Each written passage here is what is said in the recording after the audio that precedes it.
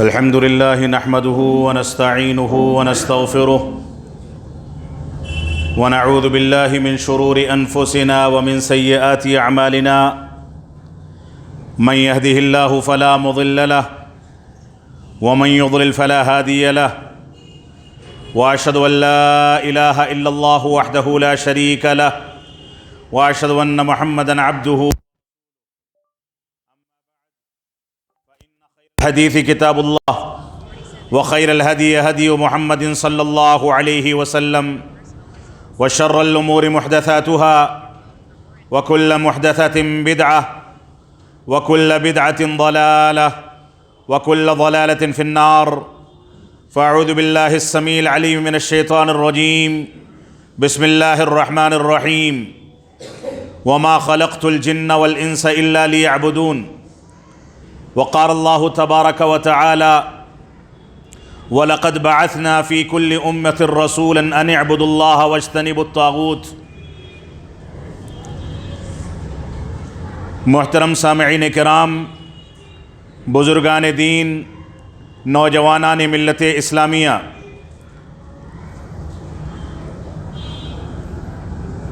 جیسا کہ آپ کو علم ہے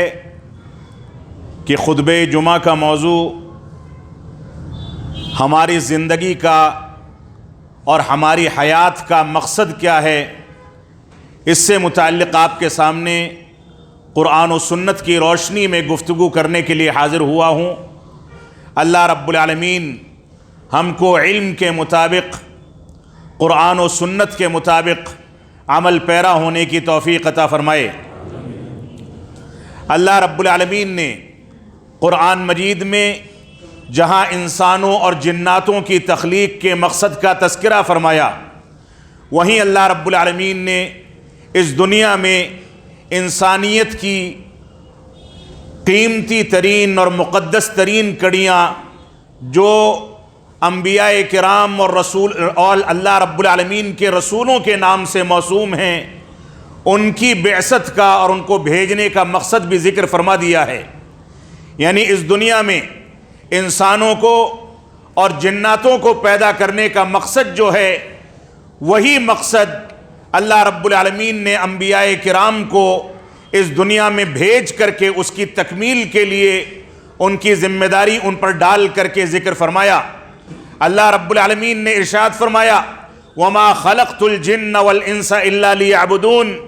کہ ہم نے انسانوں اور جناتوں کو صرف اس لیے پیدا کیا ہے کہ وہ ہماری عبادت کریں. اور مفسرین کہتے ہیں اِلَّا لِيَعْبُدُونَ سے مراد اِلَّا لِيُوَحِّدُونَ ہے کہ وہ ہماری توحید کو بجا لائیں، توحید کے تقاضوں کے مطابق چلیں، قرآن و سنت کی پیروی کریں، اور اللہ رب العالمین نے جس مقصد کے تحت ان کو پیدا فرمایا ہے اس مقصد حقیقی کو سمجھیں. اور یہ بڑی بدقسمتی ہے کہ انسان اس دنیا میں پیدا ہو اور پیدا کرنے والا اللہ رب العالمین ہے. اللہ رب العالمین نے اس کو حقیر پانی کے ذریعے اس کے ماں باپ کے ملاپ کے نتیجے میں ان کی شرمگاہوں سے نکلنے والے پانی کے نتیجے میں اللہ رب العالمین نے پیدا فرمایا، اس کو چلنا سکھایا، ماں کے پیٹ میں 9 مہینے تک اس کو زندہ رکھا. 9 مہینے کے بعد جب وہ بچے کی شکل میں ہمارے گھرانوں کی رونق بن کر کے ہمارے گود میں آیا تو اللہ رب العالمین نے جیسے پیٹ میں اس کے لیے سانس لینے کا، غذائیں حاصل کرنے کا، زندگی گزارنے کا بندوبست کیا تھا، ویسے ہی اللہ رب العالمین نے پیدائش کے بعد اس کی ماں کے چھاتیوں میں اس کے لیے دودھ پیدا فرمایا، اس کے لیے ساری کی ساری نعمتوں کو پیدا کیا،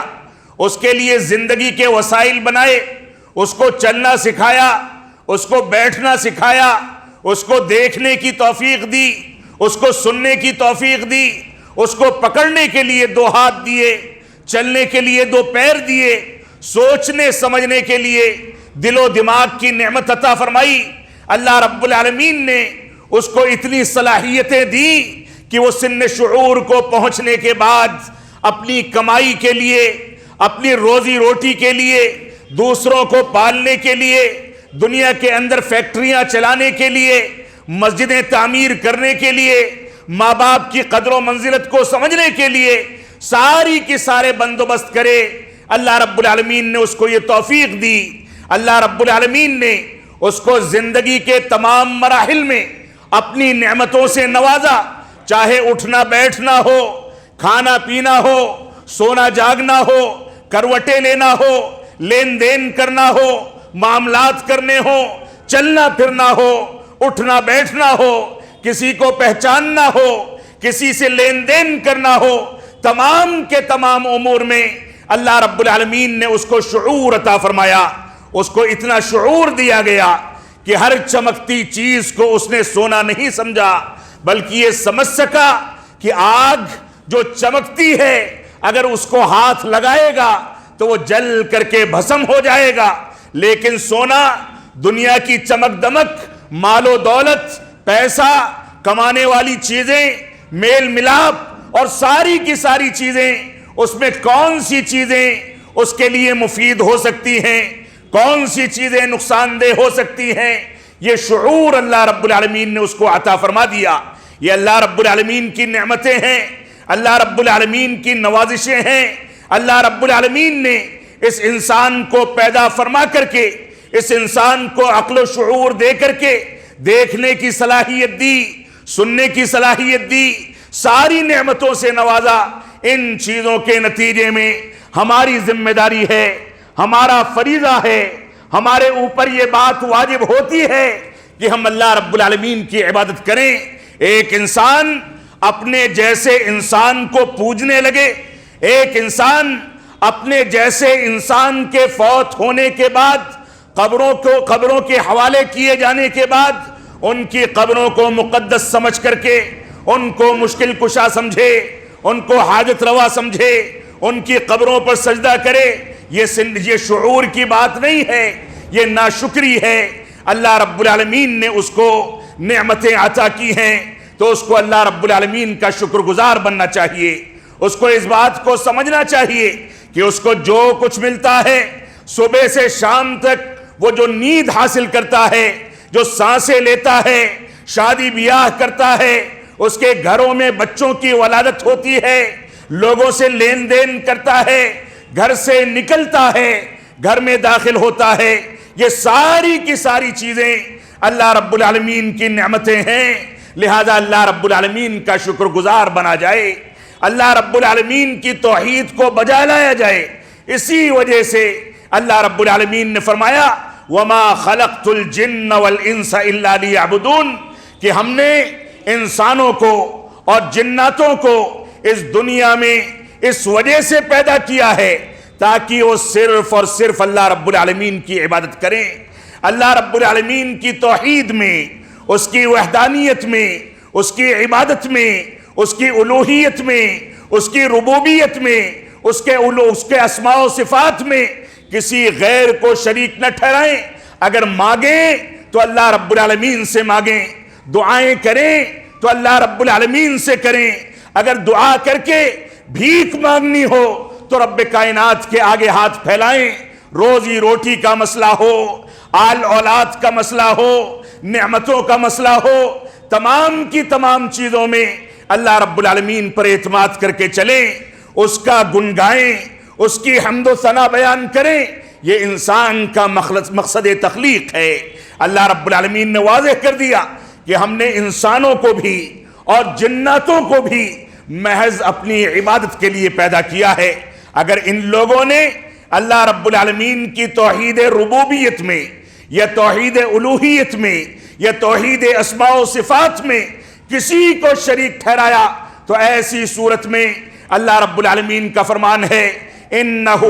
من یشرک باللہ فقد حرم اللہ علیہ الجنہ ومأواہ النار وما للظالمین من انصار۔ جس نے اللہ رب العالمین کے ساتھ کسی کو اس کی ربوبیت و الوہیت میں یا اسماء و صفات میں شریک ٹھہرایا تو اللہ رب العالمین اس پر جنت کو حرام قرار دیتا ہے اور اس کا ٹھکانہ جہنم قرار دیا جاتا ہے۔ اس وجہ سے ہمیں اپنی زندگی کے مقصد کو سمجھنا ہوگا کہ ہمارا سر اگر جھکے تو اللہ رب العالمین کے در پر جھکے، اگر ہم کسی سے مانگیں تو اللہ رب العالمین سے مانگیں،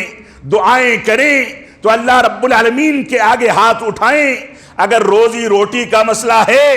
کچھ نعمتیں چاہیے تو اللہ رب العالمین سے مانگیں، رات کی تنہائی میں اس سے روئیں، گڑ گڑائیں، اس سے بھیک مانگیں، اس کے سامنے آنسو بہائیں، وہ نعمتوں سے نوازنے والا ہے۔ اسی وجہ سے اللہ رب العالمین نے فرمایا حدیث قدسی میں کہ ہر رات کے پچھلے پہر اللہ رب العالمین آسمان دنیا پر نزول فرماتا ہے، نزول فرما کر کے کہتا ہے کہ کون ہے جو اس وقت آ کر کے مجھ سے مانگے میں اس کو نواز دوں، کون ہے جو مجھ سے سوال کرے میں اس کی باتوں کو پورا کر دوں، کون ہے جو مجھ سے دعائیں مانگے، استغفار کرے اور میں اس کو بخش دوں۔ یہ اللہ رب العالمین نے ہمارے لیے نعمتیں رکھی ہیں۔ تو ہماری زندگی کا بنیادی مقصد یہ ہے کہ ہم اللہ رب العالمین کی توحید کو بجا لائیں۔ یہ توحید کیا چیز ہے؟ اس کو اختصار کے ساتھ سمجھ لیں، یہ توحید 3 چیزوں کے مجموعے کا نام ہے۔ اللہ رب العالمین کو ربوبیت میں تنہا اور یکتا سمجھنا، یعنی اللہ رب العالمین کو اس کے افعال میں تنہا مانا جائے،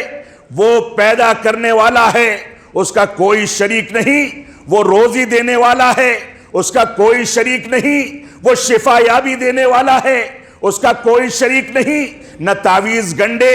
نہ سجادہ نشین، نہ قبر والے، نہ پیر پگاڑے، نہ مفتیان کرام، نہ ائمہ کرام، کوئی بھی اس کی بادشاہت میں ذرہ برابر شریک نہیں ہو سکتے۔ اللہ رب العالمین اپنے افعال میں تنہا اور یکتا ہے۔ اللہ رب العالمین کسی کو پیدا کرنے میں، کسی کو موت دینے میں، کسی کو زندگی دینے میں، روزی روٹی سے نوازنے میں تنہا اور یکتا ہے، اس کا کوئی شریک نہیں ہو سکتا۔ تو توحید کی پہلی قسم یہ ہے کہ ہم اللہ رب العالمین کو اس کے افعال میں تنہا جانیں۔ اگر کسی نے اللہ کے افعال میں کسی غیر کو شریک ٹھہرا دیا، تعویذ گنڈے کے ذریعے سے شفا یابی کا اعتقاد رکھا، غیروں کے آگے ہاتھ پھیلایا، ان سے دعائیں مانگی، غیروں کو حاجت روا اور مشکل کشا سمجھا، تو ایسی صورت میں اللہ رب العالمین کا فرمان ہے ان اللہ لا یغفر ان یشرک بہ ویغفر ما دون ذلک لمن یشاء، کہ اللہ رب العالمین اپنے ساتھ شریک ٹھہرانے کو کبھی معاف نہیں فرماتا، لیکن شرک کے علاوہ بڑے سے بڑا جرم ہو، بڑے سے بڑا گناہ انجام دیا جائے، اللہ رب العالمین اس کو معاف کر دیتا ہے، اور اگر سزا دیتا ہے تو وہ مؤقت سزا ہوتی ہے، لیکن شرک کرنے والا مخلد فی النار ہے۔ توحید کی دوسری قسم ہے توحید الوہیت، یعنی اللہ رب العالمین کی عبادت میں اللہ رب العالمین کو تنہا سمجھا جائے، اسی کے آگے جھکا جائے، اسی کے لیے سجدے کیے جائیں، اسی کے لیے رکوع کیا جائے، اسی سے دعائیں مانگی جائیں، اسی کو مشکل کشا سمجھا جائے، اسی کو حاجت روا سمجھا جائے۔ اگر ہم کو کسی چیز کی ضرورت ہے تو اس کے دربار میں بھیک مانگنے پہنچ جائیں۔ اللہ رب العالمین کی عبادت میں کسی غیر کو شریک ٹھہرا دینا یہ شرک باللہ ہے، جس کو اللہ رب العالمین کبھی معاف نہیں فرما سکتا۔ تو توحید کی دوسری قسم یہ ہے کہ ہم اللہ رب العالمین کو اس کی عبادت میں تنہا مانیں، اور آیت کریمہ وَمَا خَلَقْتُ الْجِنَّ وَالْإِنسَ إِلَّا لِيَعْبُدُونَ، اس آیت کریمہ میں اللہ رب العالمین نے واضح طریقے سے توحید الوہیت کا درس دے دیا ہے کہ ہم نے انسانوں کو اور جناتوں کو محض اپنی عبادت کے لیے پیدا کیا، غیروں کی عبادت کے لیے نہیں، غیروں کے تقدس کے لیے نہیں، قبروں پر چادر چڑھانے کے لیے نہیں، قبروں پر پھول برسانے کے لیے نہیں، قبروں کو پکا بنانے یا قبروں پر قرآن مجید کی تلاوت کرنے کے لیے نہیں، قبر والوں کو مشکل کشا اور حاجت روا قرار دینے کے لیے نہیں، بلکہ اللہ رب العالمین نے ہم کو پیدا کیا ہے کہ ہماری پیشانی جھکے تو اس رب کریم کے آگے جھکے جس نے ہم کو پیدا کیا، جو ہم کو سانس لینے کی توفیق دیتا ہے۔ چند سیکنڈ کے لیے کسی کی سانس کو وہ روک لے تو انسان اس دنیا سے سدھار جائے گا، رخصت ہو جائے گا۔ اور کرونا کال میں ہم نے دیکھ لیا کہ انسان گھر میں باپ مر جاتا ہے، بیٹا مر جاتا ہے، بیوی مر جاتی ہے، بھائی مر جاتا ہے، بھابھی کی وفات ہو جاتی ہے، ڈاکٹروں کی صلاح اور ہاسپٹل کی تلقین ہوتی ہے کہ آپ لاش کو دیکھ نہیں سکتے، غسل نہیں دے سکتے، اپنی مرضی سے آپ جنازہ نہیں ادا کر سکتے، JCB سے اٹھا کر کے گڈھا کھودا جائے اور اس کے اندر ڈھکیل دیا جائے۔ انسان اپنی حقیقت کو سمجھ لے، اور جتنے سجادہ نشین، جتنے پیر پگاڑے، قبر والے اور بڑی بڑی طاقتیں جن کو آج دنیا کے اندر پوجا جاتا ہے، وہ کوئی بھی ان بیماریوں کو نہ دور کر سکتا ہے اور نہ بذات خود ان بیماریوں سے بچ سکتا ہے۔ اگر قدرت ہے، طاقت ہے، کوئی ہے ایسا جو سب کو پیدا کرنے والا اور تمام تدابیر کرنے والا ہے، تو رب کائنات ہے، اللہ رب العالمین ہے۔ لہذا ہم کو صرف اور صرف اسی کی عبادت کرنی چاہیے۔ تو توحید کی دوسری قسم یہ ہے کہ ہم اپنی عبادات کو صرف اور صرف اللہ رب العالمین کے لیے خاص کر دیں۔ اور تیسری چیز یہ ہے کہ اللہ رب العالمین کے جو اچھے اچھے نام قرآن و سنت کے اندر وارد ہوئے ہیں، جو صفات وارد ہوئی ہیں، ان کو من وعن ویسے ہی تسلیم کر لیا جائے۔ اللہ رب العالمین کا فرمان ہے لیس کمثلہ شیء وہو السمیع العلیم، کہ اللہ رب العالمین کے مانند کوئی چیز نہیں، اس کے مثل کوئی چیز نہیں، وہ سننے والا، دیکھنے والا ہے۔ ہم بھی سنتے ہیں، ہم بھی دیکھتے ہیں، لیکن ہمارا سننا اور دیکھنا محدود ہے، بہت کمزور ہے۔ کب ہماری نگاہیں چلی جائیں، کب قوت سماعت ہماری زائل ہو جائے، کب ہم چلنا چھوڑ دیں، کب دیکھنا چھوڑ دیں، کب سننا چھوڑ دیں، ہم اس بات کی خبر نہیں رکھتے۔ 2 آدمی 3 آدمی ایک ساتھ بولے تو یہ کان گوارا نہیں کر سکتا، لیکن وہ رب کائنات ہے کہ بلوں کے اندر زہریلے جانور ہوں یا چھوٹے موٹے پرندے یا چھوٹے موٹے کیڑے مکوڑے ہوں، گھونسلہ بنا کر کے رہتے ہوں، پانی کی سطح میں رہتے ہوں، وہ رب کریم کی عبادت بھی کرتے ہیں، اس کو پکارتے بھی ہیں، اور وہ رب کائنات ان کے لیے روزی روٹی مہیا کرتا ہے۔ تو وہ رب کائنات ایک ساتھ سب کی باتوں کو سننے والا، سب کی ضرورتوں کو پورا کرنے والا، ایک ساتھ ہر جگہ دیکھنے والا اللہ رب العالمین کی ذات ہے۔ ہم دیوار کے پیچھے نہیں دیکھ سکتے، ہماری آنکھیں خراب ہو جائیں تو ہماری بصارت چلی جاتی ہے، لیکن رب کائنات اپنے کمال کے ساتھ ان صفات کا حامل ہے، اور اس کی صفات میں کوئی نقص واقع نہیں ہے۔ یہ ہماری ذمہ داری ہے کہ ہم اللہ رب العالمین کے ناموں کو اور اس کے صفات کو بلا انکار کے، بلا مشابہت دیے ہوئے، بلا مثال قائم کیے ہوئے اور بلا انکار کیے ہوئے اور بغیر کیفیت بیان کیے ہوئے اس کو تسلیم کر لیں۔ یہ ہمارا بنیادی عقیدہ ہے۔ تو اس دنیا میں ہمارا مقصد حیات یہ ہے کہ ہم اللہ رب العالمین کی عبادت کا حق ادا کریں، اور ساتھ ہی ہماری یہ ذمہ داری ہے کہ ہم دیکھیں کہ اس توحید کی تنفیذ کے لیے، توحید کی تعلیمات کو دنیا میں عام کرنے کے لیے ہمارے اسلاف نے کون سی ایسی قربانیاں ہیں جو پیش نہ کی ہوں۔ خود رسول اکرم صلی اللہ علیہ وسلم کو طائف میں لہو لہان کیا گیا، خانہ کعبہ میں سجدے کی حالت میں آپ کی مبارک پیٹھ پر اوجھڑی ڈالی گئی، طائف میں لہو لہان کیے گئے، صحابہ کرام کو حبشہ ہجرت پر مجبور ہونا پڑا، اللہ کے نبی صلی اللہ علیہ وسلم کے خلاف سازشیں کی گئیں، آپ کے اوپر جادو ٹونا کیا گیا، آپ کے خلاف سازشیں کر کے آپ کو زہر دیا گیا، اور نہ جانے کون کون سی سازشیں کی گئیں۔ اللہ رب العالمین نے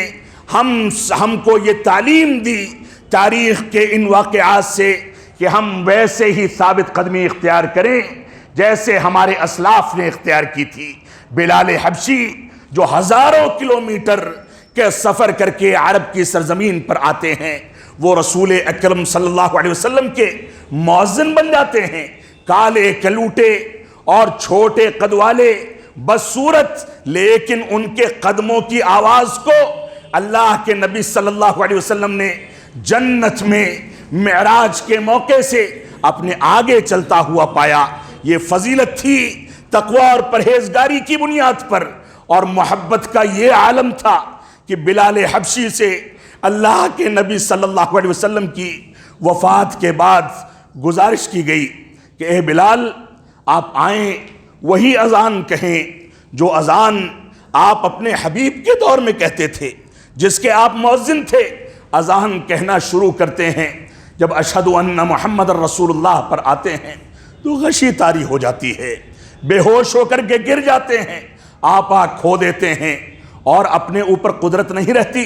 اپنے اوپر قابو نہیں رکھ پاتے۔ یہ عالم تھا ہمارے اصحاب کا، یہ عالم تھا ہمارے اسلاف کا، ان لوگوں نے پوری قربانیاں دی۔ آپ دیکھیں ابو بکر صدیق رضی اللہ تعالیٰ عنہ کی تاریخ کو دیکھ لیں،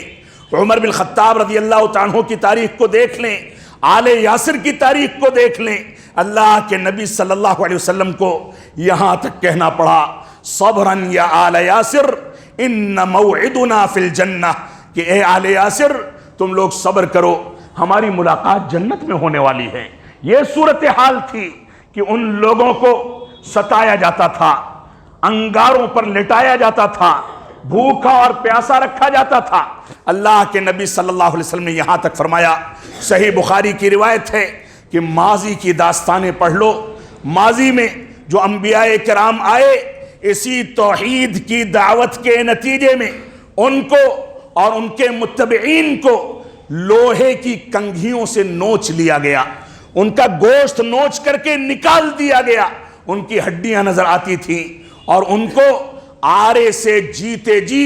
لوہے کے آرے سے چیر دیا جاتا تھا، ان کے جسم کے دو ٹکڑے کر دیے جاتے تھے۔ یہ ساری کی ساری آزمائشیں اسی مقصد حیات کی تکمیل کے لیے وہ لوگ برداشت کرتے تھے۔ آپ دیکھیں صحابیات کے واقعات کو دیکھیں، کتنی ایسی صحابیات ہیں انہوں نے اللہ کے نبی صلی اللہ علیہ وسلم کی اتباع اور توحید کا اعلان کیا، ان کے آقاؤں نے ان کی شرمگاہوں میں نیزہ مار کر کے ان کو قتل کر دیا، شہید کر دیا۔ یہ عالم تھا۔ اللہ کا فضل ہے کہ ہم بڑے آرام میں ہیں، اللہ کا فضل ہے کہ ہم مذان کہتے ہیں، نمازیں قائم کرتے ہیں، اللہ کا فضل ہے کہ ہم کو تینوں وقت کا کھانا ملتا ہے، اللہ کا فضل ہے کہ اللہ رب العالمین نے ہم کو اپنی نعمتوں سے نوازا ہے۔ اس پر اللہ رب العالمین کی جتنی شکر گزاری ادا کی جائے، جتنی نوافل ادا کر لی جائیں، وہ کم ہیں۔ اللہ کے نبی صلی اللہ علیہ وسلم کی زندگی دیکھ لیں، تہجد کے قیام کرتے کرتے، رات میں طویل قیام، طویل تلاوت کے نتیجے میں آپ کے مبارک پیروں میں ورم آ جایا کرتا تھا۔ توحید کی تکمیل کے لیے، توحید کے پیغام کی تکمیل کے لیے اللہ کے نبی صلی اللہ علیہ وسلم نے ساری مصیبتیں برداشت کی۔ آپ کو شعب ابی طالب میں 3 سال تک محصور رکھا گیا، نہ کھانے کے لیے کچھ تھا، نہ پینے کے لیے کچھ تھا۔ تاریخی روایات میں ملتا ہے کہ وہ لوگ سوکھے پتے اور سوکھا چمڑا کھانے پر مجبور کر دیے گئے تھے۔ یہ صورتحال تھی۔ توحید کی تنفیذ کی خاطر اور مقصد حیات کی تکمیل کی خاطر یہ ہماری ذمہ داری ہے کہ ہم اللہ کی نعمتوں کو یاد کریں۔ اسی طریقے سے مقصد حیات کا دوسرا بنیادی پہلو یہ ہے کہ ہم اللہ کے نبی صلی اللہ علیہ وسلم کی اتباع کے مقصد کو، اس کے تقاضوں کو سمجھیں۔ اللہ رب العالمین کا فرمان ہے، یا ایھا الذین آمنوا اطیعوا اللہ واطیعوا الرسول ولا تبطلوا اعمالکم، اے ایمان والو اللہ اور اس کے رسول کی اطاعت کرو اور اپنے اعمال کو تباہ و برباد نہ کر دو۔ صحابہ کرام کی زندگیوں کو آپ دیکھ لیں، اللہ کے نبی صلی اللہ علیہ وسلم کی پیروی میں، آپ کی اتباع میں اپنی جانیں نچھاور کرتے تھے۔ آج کے دور کا مسلمان بڑے آرام کے ساتھ اپنے امام کی تقلید میں نمازیں ادا کرتا ہے اور یہ سمجھ بیٹھتا ہے کہ ہم دنیا کے سب سے زیادہ متقی اور پرہیزگار انسان ہیں۔ آج کے دور کا فتنہ یہ ہے کہ ہم نے اتباع رسول کو چھوڑ کر کے اپنے ائمہ کی کتابوں کو،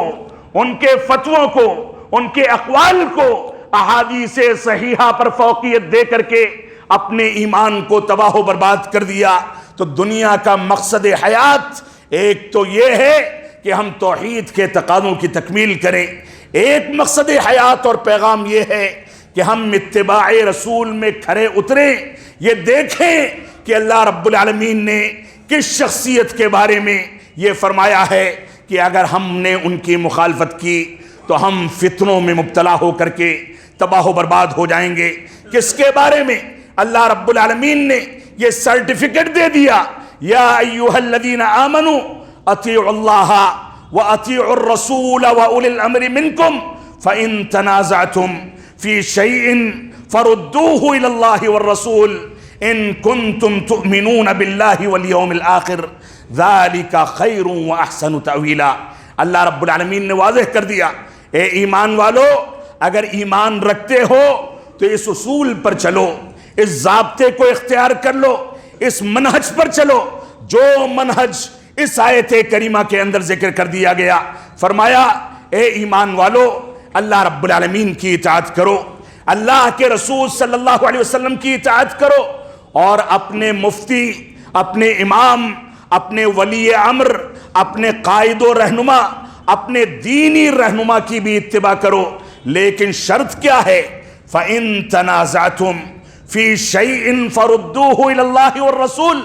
اگر تمہارے درمیان کچھ اختلاف ہو جائے تو اپنے اختلافات کو اللہ اور اس کے رسول کی جانب لوٹا دو۔ ولی امر کی اطاعت کے لیے اللہ کے نبی صلی اللہ علیہ وسلم کا فرمان، لا طاعت لمخلوق فی معصیت الخالق، کہ کسی مخلوق کی اللہ رب العالمین کی نافرمانی کے ضمن میں کبھی اطاعت نہیں کی جا سکتی۔ اس وجہ سے ہماری ذمہ داری ہے ہم اللہ اور اس کے رسول کی اطاعت کریں، اپنے امام کی بات اس شرط پر مانیں کہ وہ قرآن و سنت کے مطابق چلتا ہے، اور اگر اس کے باوجود اختلاف واقع ہوتا ہے، کوئی آدمی یہ کہتا ہے کہ پیٹ پر ہاتھ باندھا جائے، کوئی یہ کہتا ہے کہ سینے پر باندھو، کوئی کہتا ہے کہ چھوڑ کر کے پڑھو، کوئی کہتا ہے کہ آمین زور سے کہی جائے، کوئی کہتا ہے کہ دھیرے سے کہی جائے، کوئی رفع الیدین کرنے کی بات کرتا ہے، کوئی رفع الیدین کی منسوخیت کی بات کرتا ہے۔ اگر تمہارے درمیان اختلاف ہو جائے تو اپنے اختلاف کو ولی امر کی طرف نہیں بلکہ اللہ اور اس کے رسول کی جانب لوٹا دو۔ اور مسلمانوں کی تو یہ حالت ہے کہ صلاۃ جنازہ بھی آج مسلمانوں کی اختلاف سے خالی نہیں ہے۔ انسان دنیا سے رخصت ہو کر کے اللہ رب العالمین کے حوالے کیا جانا ہے۔ ہم کو پتا ہے کہ چند دنوں میں اس کی لاش سڑنے لگے گی، اس کو کیڑے لگ جائیں گے، فرشتے آ کر کے سوال کریں گے، جہنمی یا جنتی قرار دیا جائے گا۔ لیکن صلاۃ جنازہ میں بھی ہماری نمازوں کو تقلید شخصی کے جوہر نے ایسا جکڑا کہ ہم سنت سے دور ہو گئے، اس میں بھی اختلاف کر بیٹھے۔ ہماری نمازیں اختلاف کا شکار ہو گئی، ہماری توحید اختلاف کا شکار ہو گئی، ہمارے روزے، ہمارا حج، ہماری زکوٰۃ، دین کے تمام مسائل میں مسلمانوں نے اختلاف کر لیا۔ گویا اللہ رب العالمین نے اس آیت کریمہ کے دوسرے ٹکڑے میں جو حکم دیا ہے اس کی پیروی کا حکم دیا جا رہا ہے کہ تمہارے درمیان اختلاف تو یقینی ہے، اختلاف واقع ہو چکا ہے۔ فَإِن تَنَازَعْتُمْ فِي شَيْءٍ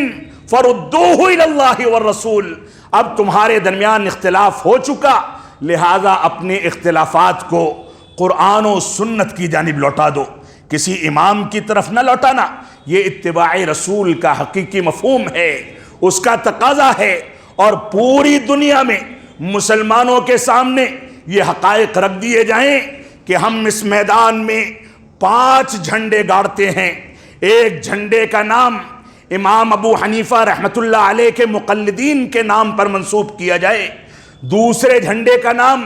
امام شافعی کے نام سے منسوب کیا جائے، تیسرا جھنڈا امام احمد بن حنبل اور چوتھا امام مالک رحمۃ اللہ علیہ کے نام سے موسوم کیا جائے۔ یہ سارے کے سارے ائمہ ہماری نظر میں قابل احترام ہیں، ان کا احترام کرنا ہمارے ایمان کا حصہ ہے۔ انہوں نے دین کے لیے قربانیاں پیش کی، لیکن اس قربانی کا یہ تقاضا ہرگز نہیں ہے کہ ہم سنت رسول کو چھوڑ دیں، تو چاروں جھنڈوں کے تلے کسی کو بھی آواز دی جائے وہ اپنے امام کے جھنڈے کے تلے آنے کو گوارا کر لیں گے، لیکن درمیان میں اگر ایک جھنڈا بڑھا دیا جائے جو محمد الرسول اللہ صلی اللہ علیہ وسلم کے نام سے موسوم کیا جائے، تو ایسی صورت میں یہی تنہا ایک ایسا جھنڈا ہوگا جو اختلافات کو چھوڑ کر کے اپنے نیچے چاروں جھنڈے کے متبعین کو جمع کرنے کا پورا اختیار رکھتا ہوگا، کیونکہ امام ابو حنیفہ کے ماننے والے امام شافعی کے جھنڈے کے نیچے جانے کو تیار نہیں ہیں، امام شافعی والے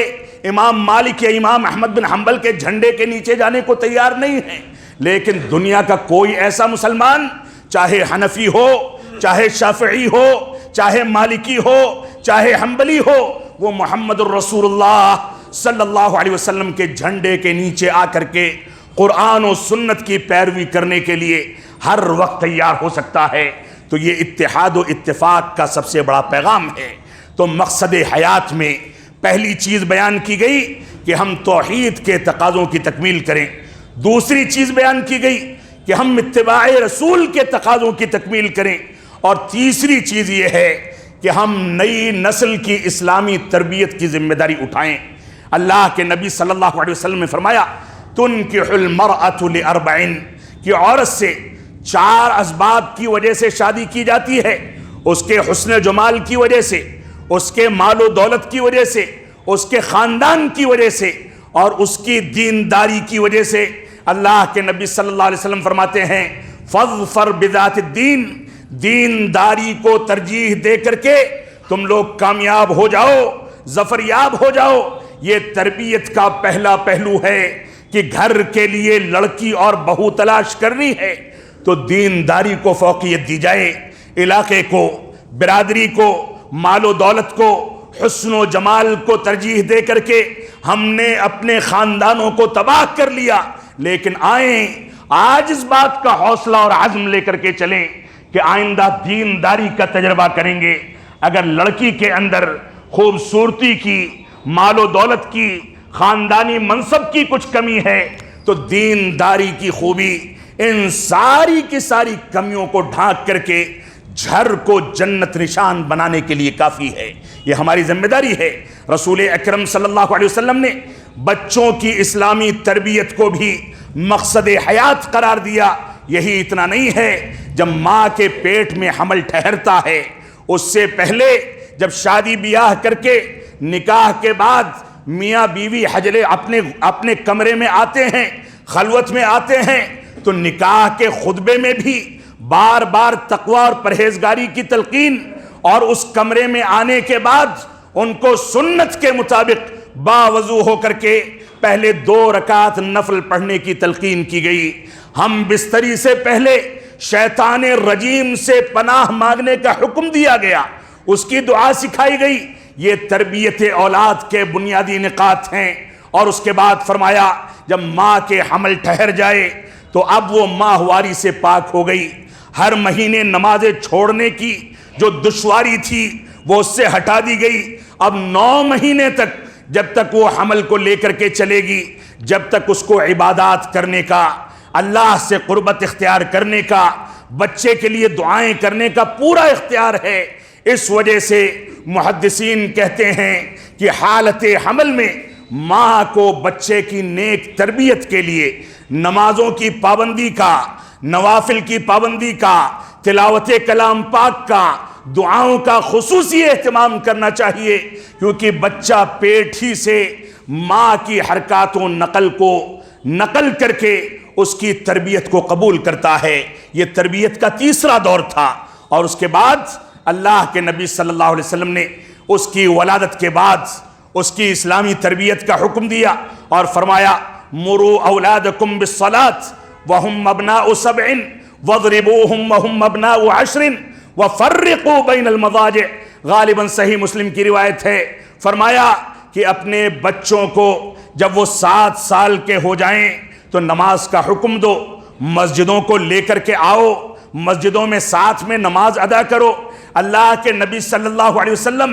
یہاں تک اہتمام کرتے تھے کہ خطبے جمعہ دیتے وقت ایک کندھے پر حسن کو، دوسرے کندھے پر حسین کو رضی اللہ عنہما کو بیٹھاتے تھے اور اسی حالت میں خطبہ دیتے تھے، گود میں لے کر کے مسلمانوں کی امامت کرتے تھے۔ یہ تربیت کا حصہ تھا۔ تو فرمایا 7 سال کا بچہ ہو جائے تو اس کو نماز کا حکم دیا جائے، 10 سال کا ہو جائے 3 سال کی پرورش اور 3 سال کی تربیت اور ٹریننگ کے نتیجے میں بھی اگر وہ نمازیں ادا نہیں کرتا تو 10 سال کی عمر کے بعد اس کو مارا جائے،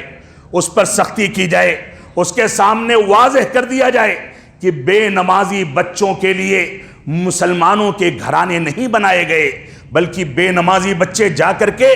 کفار و مشرکین کے ساتھ رہیں، مسلمانوں کے گھرانوں میں نمازوں کی پابندی کرنے والے بچے رہیں گے۔ اور اس بچے پر نہ 7 سال کی عمر میں نماز واجب ہوتی ہے، نہ 10 سال کی عمر میں نماز واجب ہوتی ہے، بلوغت کے بعد کوئی عبادت واجب ہوتی ہے، اس کے باوجود نماز کی یہ تاکید کی گئی، یہ تربیت کا حصہ ہے۔ تو اللہ کے نبی صلی اللہ علیہ وسلم نے ہم کو نئی نسل کی اسلامی تربیت پر ابھارا، اور اسی طریقے سے ایک بنیادی مسئلہ جو ہمارے اندر مفقود ہے، جس سے ہم محروم ہیں، جس سے ہم کو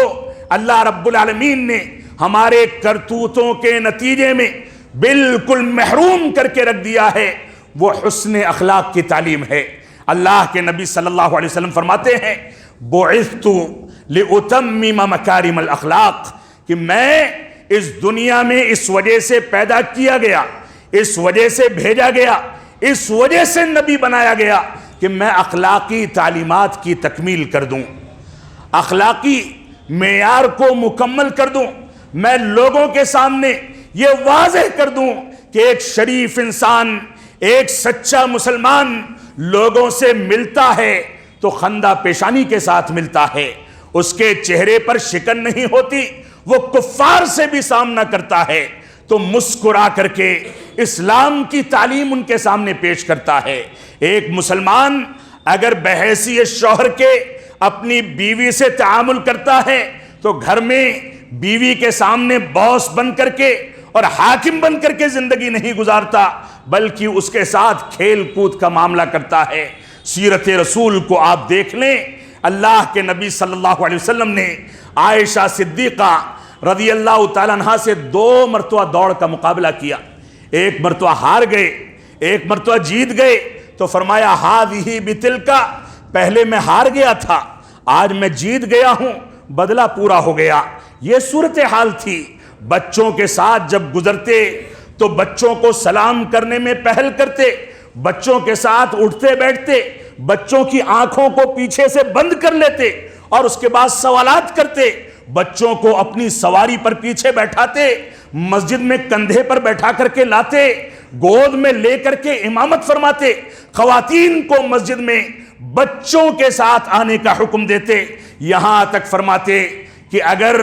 بچے کے رونے کی آواز مسجد میں امام سن لے تو امام کی ذمہ داری ہے کہ نماز کی تلاوت کو،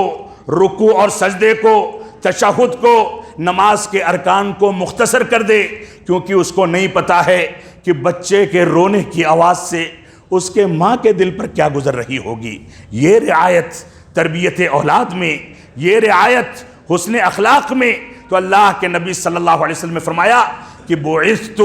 لأتمم مکارم الاخلاق، کہ میں اس دنیا میں اس وجہ سے بھیجا گیا تاکہ اخلاق کی تمام تعلیمات کو مکمل کر دوں۔ یہی وجہ ہے کہ اللہ کے نبی صلی اللہ علیہ وسلم سے جب یہ سوال کیا گیا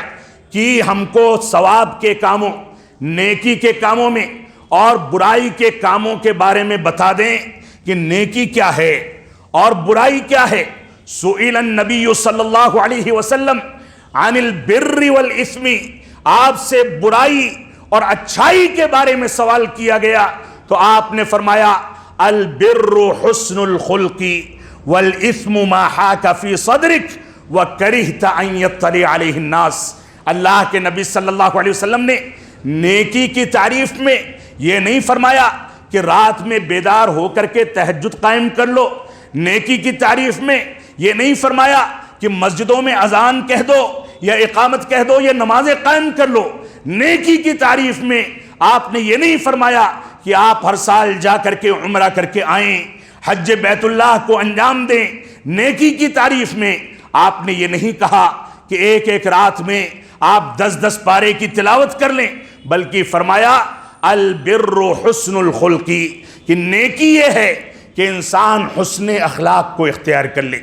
یہ حسن اخلاق اگر اللہ رب العالمین کے ساتھ اختیار کیے جائیں تو نمازیں سدھر جائیں گی۔ یہ حسن اخلاق اگر اذان و اقامت میں اختیار کیے جائیں تو اذان و اقامت میں تاثیر پیدا ہو جائے گی۔ یہ حسن اخلاق اگر اتباع رسول میں اختیار کر لیے جائیں تو ہم اتباع رسول کے تقاضوں کی تکمیل کرنے والے بن سکتے ہیں۔ تو اللہ کے نبی صلی اللہ علیہ وسلم نے فرمایا نیکی یہ ہے کہ تم حسن اخلاق کو اختیار کر لو، اور یہی وجہ ہے کہ ایک روایت میں ملتا ہے کہ انسان قیامت کے دن بڑے بڑے پہاڑوں کے برابر نیکیاں لے کر کے اللہ رب العالمین کے دربار میں حاضر ہوگا۔ بڑی بڑی نیکیاں کی ہوں گی، تہجد ادا کی ہوگی، صدقات و خیرات کیے ہوں گے، مسجدیں تعمیر کرائی ہوں گی، بڑی بڑی نیکیاں انجام دی ہوں گی، لیکن جب اللہ رب العالمین کے دربار میں حاضر ہوگا تو قد سب ھذا وشتم ھذا، اس کو گالیاں دی ہیں، اس سے لڑائی جھگڑا کیا ہے، اس کو برا بھلا کہا ہے، حقوق العباد کا لحاظ نہیں کیا، لہذا اس کی نیکیاں مظلوم کے کندھے پر اور مظلوم کی برائیاں اس کے کندھے پر ڈال دی جائیں گی، اور دیکھتے دیکھتے پہاڑ جیسی نیکیاں بالکل ردی کے ٹوکری میں جا کر کے اس کو تباہ و برباد کر دیں گی۔ انسان نمازیں ادا کرے، ساتھ میں اللہ رب العالمین کے حقوق اور حقوق العباد کا مکمل لحاظ کرے، یہ مقصد حیات ہے۔ حسن اخلاق کو اختیار کرے، یہ مقصد حیات ہے۔ جب کسی سے ملے تو اس سے مسکرا کر کے ملے، ماں باپ کی خدمت کرے، بڑوں کا احترام کرے، چھوٹوں پر شفقت کرے، جب لین دین کرے تو کسی کے ساتھ بے ایمانی نہ کرے، کسی کو دھوکہ نہ دے، جھوٹ نہ بولے، مبالغہ آرائی نہ کرے، معاملات میں خرابی پیدا نہ کرے۔ یہ اس کی ذمہ داری ہے کہ وہ قرآن و سنت کے مطابق اپنی زندگی کو اس طریقے سے ڈھالے کہ وہ زندگی کے تمام مراحل میں ایک سچا مسلمان اور ایک با اخلاق مسلمان بن کر کے ابھرے، جیسا اللہ کے نبی صلی اللہ علیہ وسلم نے اپنی زندگی میں اختیار کیا۔ آپ کے دروازے پر آپ کا کوئی دشمن آ جاتا تو اس کا استقبال کرتے، اس کی مہمان نوازی کرتے۔ آپ سے آپ کا کوئی دشمن کسی انداز کی لین دین کے معاملات کرتا تو اس کو نواز دیتے۔ یہ آج مسلمان ہندوستان کے موجودہ حالات میں، ہندوستان کے نازک حالات میں اگر مسلمانوں نے حسن اخلاق کو اختیار کر کے خدمت خلق کا یہ جذبہ اختیار کر لیا تو وہ دن بعید نہیں کہ حکومتوں کی ساری سازشیں، RSS کی ساری سازشیں، ساری طاقتوں کی ساری سازشیں دھری کی دھری رہ جائیں، اور مسلمانوں کے حسن اخلاق ان کو دوبارہ سے ایک بار غلبے میں لا کر کے ساری دنیا میں اسلام کے پیغام کو عام کرنے کا ذریعہ بنا دیں۔ یہ ہماری ذمہ داری ہے کہ ہم اس پر غور و تدبر کریں۔ اللہ رب العالمین ہم کو ان امور پر عمل پیرا ہونے، حسن اخلاق کو اختیار کرنے، توحید کے مقصد حیات کو سمجھنے، اتباع رسول کو اور اس کے تقاضوں کو سمجھنے، اولاد کی اسلامی تربیت کے تقاضوں کو سمجھنے کی توفیق عطا فرمائے۔ ہم جب تک جئیں تب تک اسلام پر جئیں، جب ہمارا خاتمہ ہو تو ایمان پر ہو۔ بارک اللہ لنا ولکم فی القرآن المجید ونفعنی وإیاکم بالآیات والذکر الحمید، انہ تعالی جواد کریم ملک بر الرؤوف۔